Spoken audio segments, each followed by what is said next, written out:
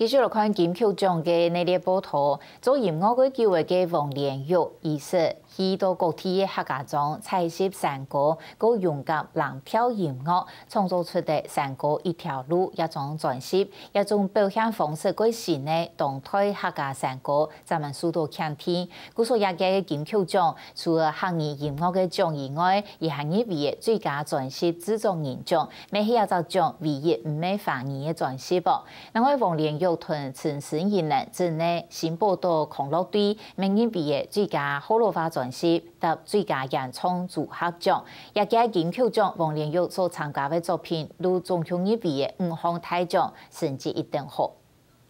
山歌那一條路，專業呀一條路。老從起來獻上單夜山歌同藍調特別的強快韻律結合用下，一年嘅組合唔係黃連玉頭100次，佢啲山歌一條路專輯都紅，老無強用文化創作技巧表現到動速度、動針調，我平人刷到會起。親戚咪講，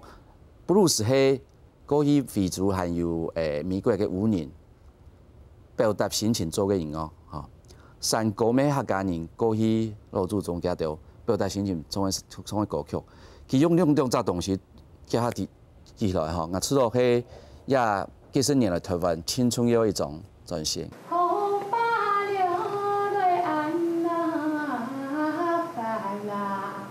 山歌嘅詞曲表現嘅就係客人生活親真實嘅用嘅，黃連玉用嘅2年嘅時間，去到中國同台灣各地客家莊，收來親傳統、親嚴密嘅山歌，用音樂來親近。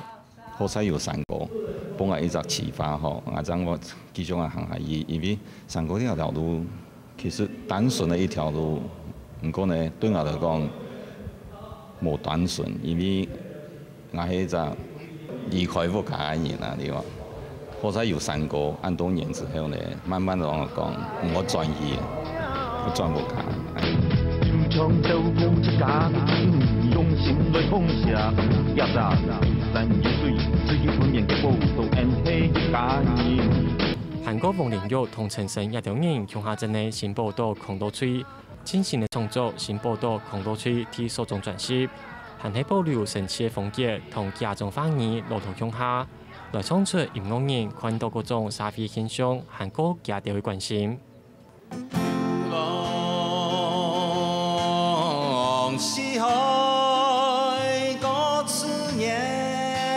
無論係頭擺新報道康樂區嘅粉絲歌，也係廿多年來嘅經驗創作專輯。